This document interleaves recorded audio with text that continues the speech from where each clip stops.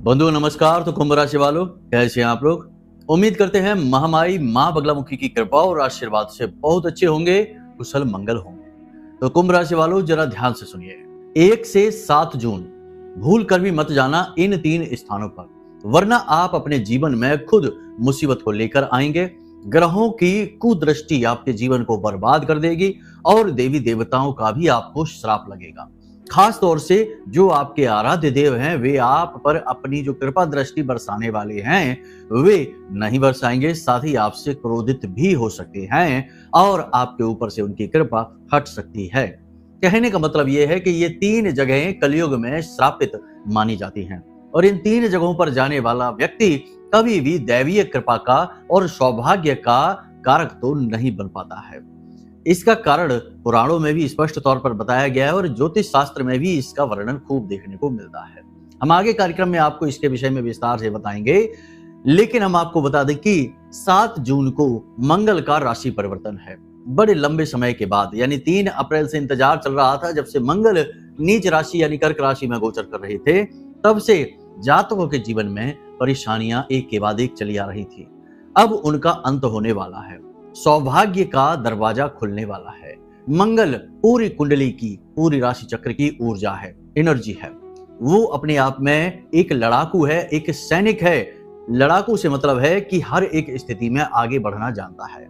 यदि वही नीच स्थिति में है तो सीधी सी बात है कि जीवन में फिर ऊर्जा का अभाव तो महसूस होगा ही, अपने ही काम में मन नहीं लगेगा और थकावट रहेगी, शरीर में तरह तरह के कष्ट भी रहेंगे और सीधी सी बात है कि शत्रु भी परेशान करेंगे, मन विचलित रहेगा, नकारात्मकता हावी रहेगी। लेकिन अब इन सब का अंत होने वाला है। तो 7 जून जब यह मंगल का राशि परिवर्तन हो और मंगल सिंह राशि में जाए, उससे पहले आपको ये गलतियां नहीं करनी है जो हम आपको बताने वाले हैं। साथ ही साथ मंगल देव की पूर्ण कृपा और आशीर्वाद आपको कैसे प्राप्त होगा, कुछ ऐसे विशेष सूत्र भी आपको देंगे। आपकी जन्म कुंडली भी आपको दिखवाएंगे और उसमें मंगल की क्या स्थिति है, यदि नेगेटिव है तो उसे पॉजिटिव कैसे करें और यदि पॉजिटिव है तो उसका और अधिक बढ़ चढ़कर लाभ कैसे प्राप्त करें। इसके विषय में भी आपको हम बहुत ही विशेष ज्ञान देने वाले हैं। कहने का मतलब यह है कि कार्यक्रम को अंत तक देखना है। इस कार्यक्रम में 3 स्थानों के विषय में तो बताएंगे ही बताएंगे, साथ ही साथ कुछ गुप्त क्रियाओं के विषय में भी बताएंगे जिन्हें लोग पैसे लेने के बाद बताते हैं, यानी ऐसे उपाय जो पेड तरीके से दूसरों को दिए जाते हैं, लेकिन हम माई की सेवा में आपको यूं ही माता रानी का प्रसाद बनाकर दे रहे हैं। तो आपको इन उपाय और क्रियाओं को जान लेना है। याद रखना कि मंगल का सीधा संबंध हनुमान जी से है। मंगल के मालिक हनुमान जी हैं। मंगल का स्वरूप भी इन्हें कहा जाता है, इसीलिए तो मंगल भवन अमंगल हारी कहा जाता है। अब यहां पर यदि आप हनुमान जी को प्रसन्न करते हैं, कुछ क्रियाएं करते हैं जो हम आगे आपको बताने वाले हैं, उन्हें कर लेते हैं, तो मंगल का आशीर्वाद तो अपने आप ही आपको मिल जाएगा। साथ ही कुछ निषेध हैं, यानी कि कुछ बातें ऐसी हैं जिन्हें आपको भूल कर भी नहीं करना है।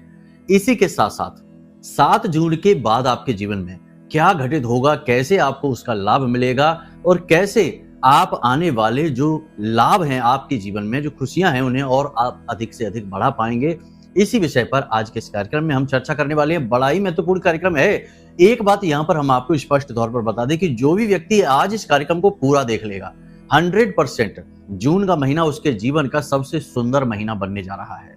हर एक कष्ट परेशानी धीरे धीरे समाप्त हो जाएगी और नए सुख और सौभाग्य का जीवन में आगमन निश्चित तौर पर होगा ही होगा।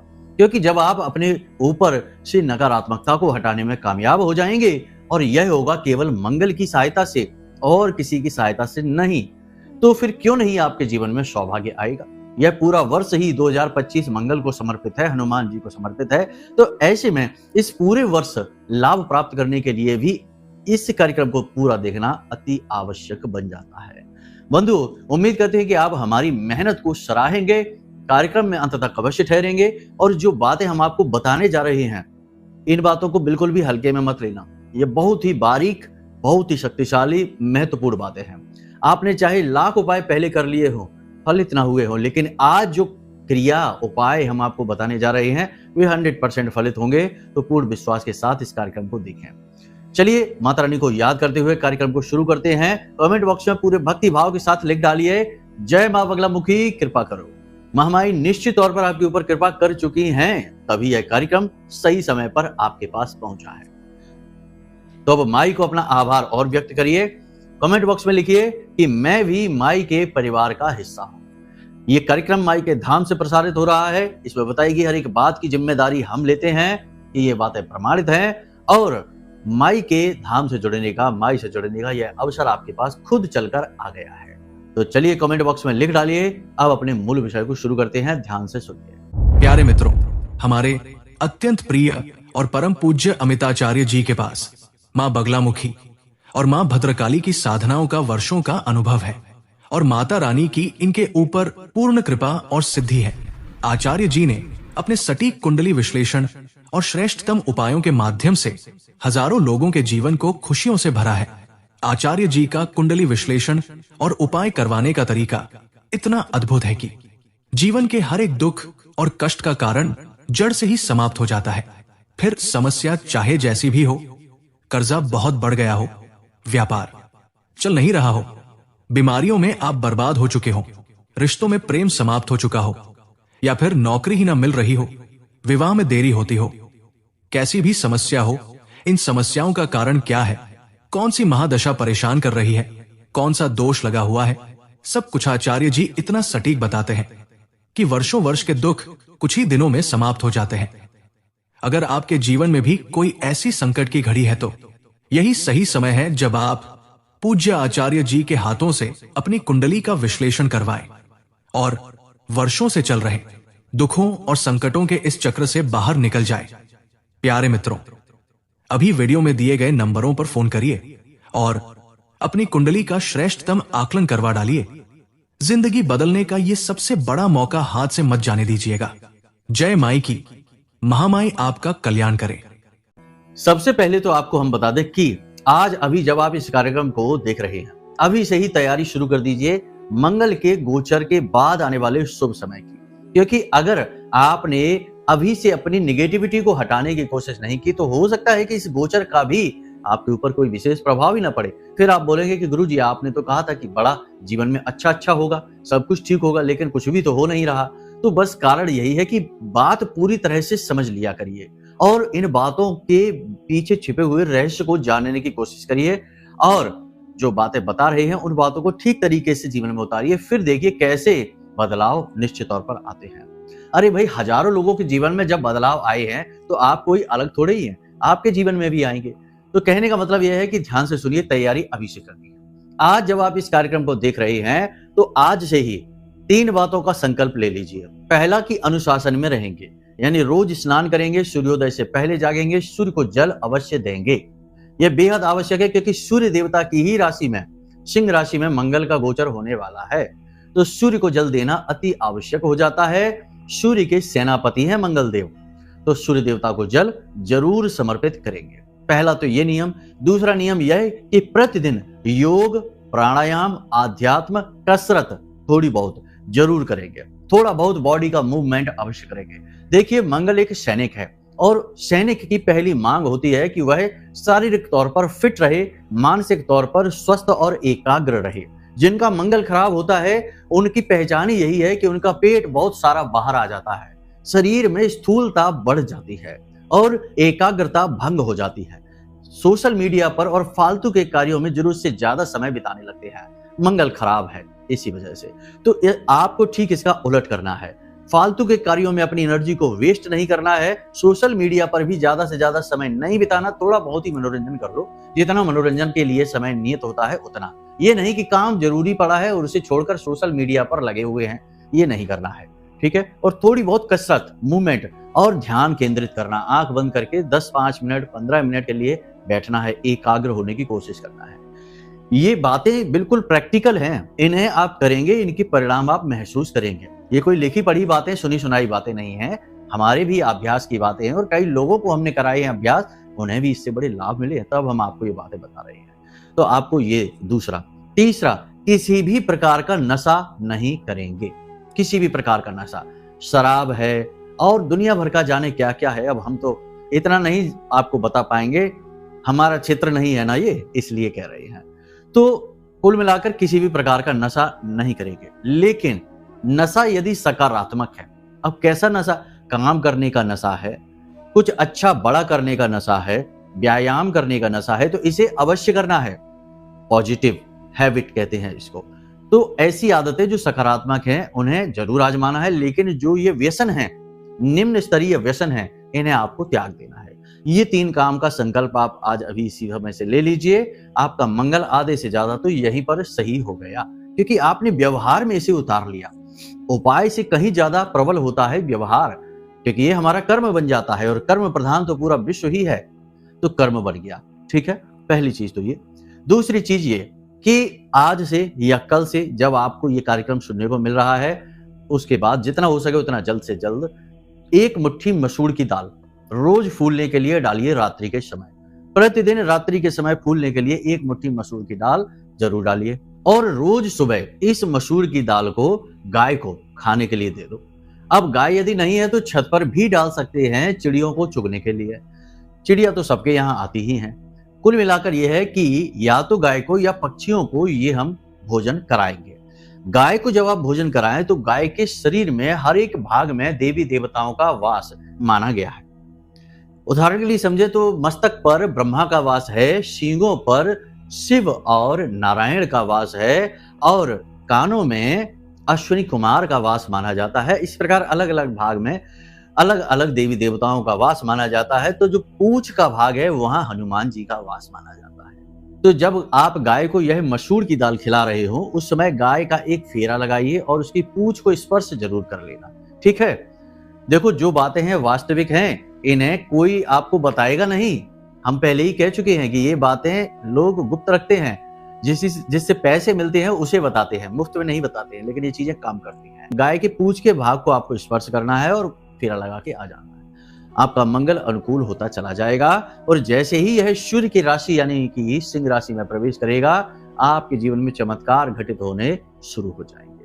अब इसी के साथ साथ प्रतिदिन हनुमान चालीसा का पाठ तो आपको करना ही है। यदि हो सके तो मंदिर में 3 चीजों का दान और कर दीजिए, आपका काम बन जाएगा। पहला, आसन जिस पर बैठकर लोग पाठ करते हैं। दूसरा, हनुमान चालीसा की किताब, मंदिर हनुमान जी का ही होना चाहिए। हनुमान चालीसा की बजरंग बाण की किताब जो होती है, जिसे पढ़ते हैं लोग, वो किताब। और तीसरा, माचिस। जी हाँ बंधुओं, बहुत ही आवश्यक, जैसे दीपक जलाते हैं उसे मंदिर में दान कर दीजिए। माचिस का पूरा बंडल, पूरा पैकेट आप दे देना। ये दान बहुत ही आवश्यक है, क्योंकि दान का संबंध धर्म से होता है, और आप धार्मिक स्थल पर जो दान करते हैं उसका महत्व बहुत अधिक होता है। उससे दैवीय कृपा जीवन में आती है, ग्रह नक्षत्रों के दोष समाप्त हो जाते हैं और सौभाग्य का उदय होता है। तो ये काम आप जरूर कर लीजिए 7 जून से पहले पहले। अब बात करते हैं आपकी कुंडली की। देखो कुंडली में भी मंगल की स्थिति आपकी क्या है, इससे यह साबित होगा, यह पता चलेगा कि आने वाला मंगल का गोचर आपके साथ क्या करने वाला है। जी हाँ, तो देखो मंगल की कुंडली में 3 स्थितियां होती हैं। एक तो शुभ स्थिति है, एक अशुभ स्थिति है, और एक बद की स्थिति है। तो अब सबसे पहले शुभ स्थिति की बात करते हैं। तो सीधी सी बात है कि मंगल अपनी खुद की राशियों में यानी कि मेष और वृश्चिक में बैठा है, या फिर उच्च राशि यानी मकर राशि में बैठा है, या फिर किसी देव राशि से यानी मित्र ग्रह के साथ अपनी युति बनाकर बैठा है, जैसे सूर्य के साथ, चंद्रमा के साथ। तो ये शुभ मंगल की स्थिति में आएगा। ठीक है, इसी प्रकार यदि मंगल अशुभ है तो इसके संकेत क्या है, तो आप देखिए कि किसी पापी ग्रह के साथ मंगल ने यदि युति बना ली है तो अशुभ है। दूसरा, पापी ग्रह की बात करें तो जैसे शनि शत्रु है, राहु केतु है, इनके साथ में यदि युति बना ली है तो फिर मंगल आपका अशुभ हो गया। नीच राशि यानी कर्क राशि में चला गया तो मंगल अशुभ हो गया। या फिर किसी पापी ग्रह की दृष्टि इसके ऊपर पड़ रही है, जैसे शनि की दृष्टि पड़ रही है, राहु केतु की दृष्टि पड़ रही है, तो मंगल यहाँ पर आपका अशुभ हो जाता है। इसी प्रकार यदि कुंडली में 1, 4, 7, 8, 12 के भाव में मंगल बैठा हुआ है, तब भी यह मांगलिक योग बना देता है, अशुभ ही रहता है। छठे भाव में भी यदि मंगल बैठ जाता है तो अशुभ ही कहलाता है। तो ये अशुभ मंगल की श्रेणी होती है। आप अपनी कुंडली खोलकर देखिए और कमेंट बॉक्स में बताइए कि मंगल आपके किस स्थिति में बैठा हुआ है, किस ग्रह के साथ युति बनाकर बैठा है। अब मंगल बद यानी कि बहुत ही बुरा। मंगल बद, पूरी कुंडली में कहीं भी बुध और शुक्र यदि साथ बैठे हैं तो मंगल बद हो जाता है। 9वें भाव में शुक्र बैठे हैं तो मंगल बद हो जाता है। सूर्य शनि पूरी कुंडली में कहीं भी साथ बैठे हों तो मंगल बद हो जाता है। मंगल बद यानी बहुत ही बुरा। अब बद मंगल तो अच्छे फल देगा नहीं, अशुभ मंगल तो अच्छे फल देगा नहीं। तो ऐसे में आपको जो हमने उपाय बताए हैं, क्रियाएं बताई हैं, वे उपाय क्रियाएं आप अवश्य करें, लेकिन इसके साथ साथ एक महाशक्तिशाली उपाय आप और कर लीजिए। हमने पिछले कार्यक्रम में भी इसे बताया था कि आपको एक मिट्टी का कलश लेना है। मिट्टी के कलश में, पूरे कलश में या तो आपको शहद भर देना है या देसी खांड पूरी भर देनी है। ऊपर से मिट्टी का ही ढक्कन लगा देना है कलश के ऊपर और उसे अच्छी तरीके से आटे से सील कर देना है। चारों तरफ उसके आप कलावा लपेटेंगे, 7 बार कलावा लपेटेंगे, गांठ नहीं लगाएंगे और मंगलवार के दिन ये क्रिया करेंगे और किसी निर्जन वीरान स्थान में मिट्टी में यानी गड्ढा खोदकर उसमें दबा देंगे या फिर शमशान घाट पर इसे गड्ढा खोदकर दबा देंगे। ये वर्ष में एक बार किया जाने वाला उपाय है। इससे मंगल कैसा भी हो, चाहे अशुभ हो चाहे बद हो, उसके फल अच्छे मिलने शुरू हो जाते हैं। साथ ही साथ हनुमान चालीसा का पाठ प्रतिदिन करना अनिवार्य रहेगा और हनुमान रक्षा कवच अपनी कलाई पर धारण करना बेहद आवश्यक रहेगा। हमने पिछले कार्यक्रम में हनुमान रक्षा कवच के विषय में भी चर्चा की थी। यदि आपको इसके विषय में ज्ञान नहीं है या और जानना है तो आप हमें कमेंट करें, हम अगले कार्यक्रम में आपको इसके विषय में बता देंगे, या फिर वीडियो में दिए गए नंबर पर फोन करिए तो हम इससे जुड़ा हुआ पूरा ज्ञान पूरा विस्तार से आपको आपके व्हाट्सएप नंबर पर ही भेज देंगे। चिंता की कोई बात नहीं और ये सारी चीज बिल्कुल मुफ्त रहेगी, यानी हनुमान रक्षा कवच की जो जानकारी है वह मुफ्त रहेगी, उसकी कोई मूल्य दक्षिणा नहीं रहेगी। ठीक है, इसे माई का आशीर्वाद प्रसाद समझकर आप ग्रहण कर लेना। तो यदि आप इसकी जानकारी चाहते हैं तो आप वीडियो में दिए गए नंबर पर फोन कर लेना, आपको इसकी जानकारी मिल जाएगी। ठीक है, चलिए तो अब आगे बढ़ते हैं। आपको बताते हैं कि ये जो उपाय और क्रियाएं जब आप करेंगे तो इससे आपका आने वाला समय तो शुभ होगा ही होगा, साथ ही आपके जीवन में जो नेगेटिविटी चल रही है, जैसे कोई कर्जे से परेशान चल रहा है, रिश्ता, क्योंकि मंगल का 2-3 जगह पर जीवन में बहुत गहरा प्रभाव रहता है। सबसे पहले तो दाम्पत्य जीवन इसी पर निर्भर करता है, दूसरा धन की स्थिति कैसी रहने वाली है और तीसरा कर्जा। आपके जीवन में यदि कर्जा बहुत अधिक बढ़ गया है, आप चुका नहीं पा रहे हैं, तो समझो कि मंगल की स्थिति जरूर खराब है। पति पत्नी के बीच बनती नहीं है, बात बात पर, चाहे कोई बात हो या ना हो, विवाद झगड़ा मनमुटाव बना ही रहता है, तो मंगल निश्चित तौर पर खराब है। धन, आप लाख प्रयास करते हैं, मेहनत करते हैं और उम्मीद लगाते हैं, उससे कहीं कम, बहुत ही कम, यानी कि 100 रुपए की उम्मीद लगी है और पैसा 20 रुपए ही आ रहा है, 10 रुपए ही आ रहा है, तो समझिए आपका मंगल खराब है। एक और संकेत है कि यदि आपका पेट हमेशा खराब ही बना रहता है और भूख प्यास कम लगती है, साथ ही साथ सिर में भी दर्द बना रहता है, तो समझिए आपका मंगल खराब है। खून से जुड़े रोग भी रहते हैं, एलर्जी रहती है किसी प्रकार की, तो ये भी मंगल खराब के संकेत हैं। तो संकेतों के माध्यम से भी आपको बता दिया, कुंडली के माध्यम से भी आपको बता दिया, उपायों के माध्यम से अनुकूल बनाने की विधि आपको बता दी। मतलब कि सारी चीजें इतनी एक्यूरेट, इतनी सटीक हमने बताई हैं कि जो इस कार्यक्रम को पूरी तरीके से देखेगा, समझेगा, जानेगा, उसका मंगल तो किसी भी हालत में नेगेटिव नहीं रह पाएगा, नकारात्मक नहीं रह पाएगा। फिर भी यहाँ पर हम आपको एक बात और बता दें कि जो 3 बातें हमने शुरू में आपको बताई थी, उन्हें अपने जीवन में आप हमेशा के लिए उतार ले यदि, तो सर्वोत्तम रहेगा। फिटनेस बेहद आवश्यक है। मंगल आपके शरीर की फिटनेस को भी देखता है, आपके स्वास्थ्य को भी देखता है, आपकी इम्यूनिटी को भी देखता है, तो खाने पीने का विशेष ख्याल और कसरत वगैरह अवश्य करते रहें। अब हम आपको बताते हैं उन 3 स्थानों के बारे में जहां आपको भूल कर भी नहीं जाना है। देखो, सीधी सी बात है कि जो भी स्थितियां आपके आसपास की हैं, आसपास का वातावरण है, उसका आपके ऊपर बहुत गहरा प्रभाव पड़ता है। यदि आप किसी अच्छे स्थान पर जाते हैं, देव स्थान पर जाते हैं, तीर्थ स्थलों पर जाते हैं, मंदिर भगवान के दर्शन करने जाते हैं, तो आपका मन पवित्र हो जाता है और जब मन पवित्र हो गया तो जीवन में सकारात्मक घटनाएं घटनी शुरू हो जाती हैं। इसी प्रकार यदि आप नकारात्मक वातावरण में जाते हैं तो आपका मन अपवित्र होता है और जीवन में नकारात्मक घटनाएं घटनी शुरू हो जाती हैं।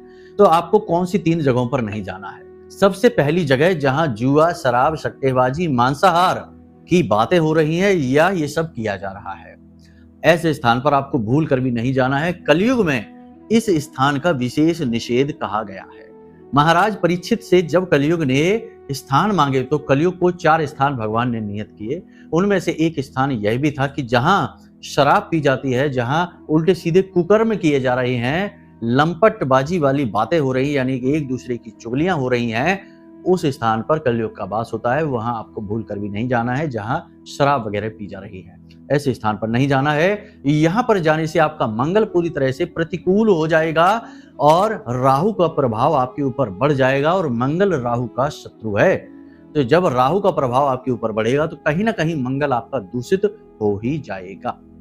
दूसरा स्थान कि जहां धर्म का दुष्प्रचार हो रहा है, भगवान का अपमान हो रहा है, पुरखे पूर्वजों का अपमान हो रहा है, क्योंकि बहुत सारे लोग समाज में ऐसी विकृत मानसिकता के उत्पन्न हो गए हैं जिन्हें हम समाज के ऊपर काला धब्बा ही कहेंगे, जो जिस देश में रहते हैं उस देश की बुराई करते हैं, जिस धर्म में रहते हैं उस धर्म का सम्मान नहीं करते हैं, यहाँ तक कि जिस माँ बाप की शरण और आश्रय में पले हैं उनको भी बुरा भला कहने से पीछे नहीं हटते हैं, अपने पुरखे पूर्वजों को भी लगातार कोसते रहते हैं। तो ऐसे नीच लोगों के वातावरण में आपको नहीं जाना है, वरना यहां से भी आपका मन अपवित्र हो जाएगा, आपके ऊपर दोष लग जाएगा और आपका मंगल तो होगा ही प्रतिकूल, साथ ही नेगेटिव ग्रह, क्रूर पापी ग्रह सक्रिय हो उठेंगे और आपकी बर्बादी हो जाएगी। तीसरा स्थान जहां तंत्र मंत्र झाड़ फूंक किया जाता है, जी हाँ, जहां तंत्र मंत्र झाड़ फूंक किया जाता है ऐसे स्थान पर भी आपको नहीं जाना है। कभी कभी स्थिति ऐसी बन जाती है कि आपका कोई व्यक्ति है या आप ही स्वयं हैं, किसी ऐसे व्यक्ति से मिलते हैं जो तंत्र मंत्र करता है, झाड़ फूंक करता है, नेगेटिव क्रियाएं करता है। देखो, तंत्र मंत्र अच्छी बात है, तंत्र मंत्र खराब नहीं है। तंत्र एक व्यवस्था है, मंत्र भगवान की ऊर्जा को जागृत करने की व्यवस्था है, लेकिन इनका जब नेगेटिवली प्रयोग होता है, नकारात्मक प्रयोग होता है, तो इसे काली शक्तियां कहा जाता है, काला जादू भी कहा जाता है, और ये भी तंत्र मंत्र की श्रेणी में ही आता है। तो जो सात्विक है, भगवान को प्रसन्न करना चाहता है, वो भी तंत्र मंत्र ही कर रहा है, चालीसा कवच पाठ कर रहा है, मंत्र उच्चारण कर रहा है, वो भी तंत्र मंत्र ही कर रहा है। लेकिन एक वो है जो किसी के विनाश के लिए ऐसा कर रहा है, चीजों को तोड़ने के लिए ऐसा कर रहा है। ऐसे स्थान पर ऐसे व्यक्ति से मिलना आपके लिए बड़ा दुर्भाग्यशाली हो जाएगा। आज के समय में आपके जीवन में जो स्थिति बन रही है, जैसी स्थिति चल रही है, उस स्थिति में आपको अपने आप को पॉजिटिव रखना बेहद आवश्यक है। हम आपको फिर से एक बात कहते हैं कि आज के समय में अपने आप को पॉजिटिव रख पाना आपके लिए बेहद आवश्यक है और यह बहुत मुश्किल है। जी हाँ, आप अपने आसपास की नेगेटिविटी से बुरी तरह से प्रभावित हैं, चाहकर भी आप अच्छा सोच नहीं पा रहे हैं, अच्छा खा नहीं पा रहे हैं और अच्छी तरह से रह नहीं पा रहे हैं। कहीं ना कहीं से दूषित मानसिकता, दूषित विचार और दूषित गतिविधियां आपके जीवन में आ ही जाती हैं, चाहे आप चाहें या ना चाहें। तो ऐसे में जितना हो सके उतना आप अपने आप को स्वच्छ रखें, पवित्र रखें, देव स्थानों पर जाएं, मंदिर जाएं, भजन कीर्तन सुने, भगवान का नाम स्मरण करें, कुछ नहीं तो भगवान का कोई सत्संग लगा लें, किसी संत को सुने। अरे संतों का तो अपमान करने का समाज में चलन सा चल गया है, लेकिन संत कभी आपको शराब पीने को नहीं कहते, गुटखा तंबाकू खाने को नहीं कहते, धूम्रपान को नहीं कहते, व्यभिचार करने को नहीं कहते। वो तो आपको अच्छी बात ही बता रहे हैं, धर्म की बात ही बता रहे हैं। तो आपको अच्छी बात सुनने से मतलब है या सुनने वाला कौन है, उसकी बायोग्राफी बनानी है आपको कि भाई ये क्या करता है, कैसे रहता है, किस गाड़ी में चलता है, किस जगह रहता है, क्या लेना देना आपको। ज्ञान लीजिए, ज्ञान की ही अनिवार्यता है और उसी का महत्व है। बाकी किससे, कहां से, कैसे ज्ञान आ रहा है, इससे कोई फर्क नहीं पड़ता। इसीलिए तो कहा जाता है कि जाति न पूछो साधु की, पूछ लीजिए ज्ञान, ज्ञान ले लीजिए बस, ठीक है। तो किसी सत्संग को सुन लीजिए, किसी संत की वाणी को सुन लीजिए, जो आपको अच्छे लगे उनकी सुन लीजिए। इससे आपका मन पवित्र हो जाएगा, शुद्ध हो जाएगा और बस यहीं से आपके सौभाग्य निर्माण का दरवाजा खुल जाएगा। अब यदि आपके मन में कोई प्रश्न उठे या अपनी कुंडली का विश्लेषण कराना हो, क्योंकि देखो समय परिवर्तन के समय कुंडली विश्लेषण करना बेहद आवश्यक है, क्योंकि केवल मंगल ही नहीं, कई अन्य ग्रह भी होते हैं, कई अन्य दोष होते हैं, योग युतियां होती हैं, जिनके बारे में जानना और जिनके उपाय करना बेहद आवश्यक होते हैं। तो महीना परिवर्तित हो रहा है, ग्रहों की दशाएं और चाल बदल रही हैं, ऐसे में अवसर रहता है कि जब किए जाने वाले उपाय जल्दी फलित हो जाते हैं, जल्दी लाभ देना शुरू कर देते हैं। तो अब यदि कुंडली विश्लेषण कराना है तो नंबर वीडियो में दे रखे हैं हमने, उन पर फोन करिए, सारी जानकारी ले लीजिए और हम आपको कुंडली का श्रेष्ठतम आकलन करके दे देंगे, आपके लिए सटीक उपाय आपको दे देंगे, तो 100% फलित और कारगर भी होंगे माई की कृपा और आशीर्वाद से। तो चलिए बंधु, इस कार्यक्रम को यहीं पर विराम देते हैं। हमेशा हंसते रहिए, मुस्कुराते रहिए, सकारात्मक रहिए, महामाई पर अपनी आस्था और विश्वास बनाकर रखिए, क्योंकि आपका उद्धार तो माई के हाथों ही होना है। तो प्रेम से बोलिए जय माई की। हमारे प्रिय और परम पूज्य आचार्य जी ने अपनी साधनाओं के अनुभवों पर आधारित शक्तिशाली उपाय और क्रियाओं के माध्यम से हजारों लोगों के जीवन को पूरी तरह से बदला है। आचार्य जी के द्वारा बताया गया हर एक उपाय इतना सटीक और कारगर होता है कि जो भी इसे पूरे भाव के साथ कर लेता है, उसे साक्षात महामाई की कृपा और आशीर्वाद प्राप्त हो जाती है।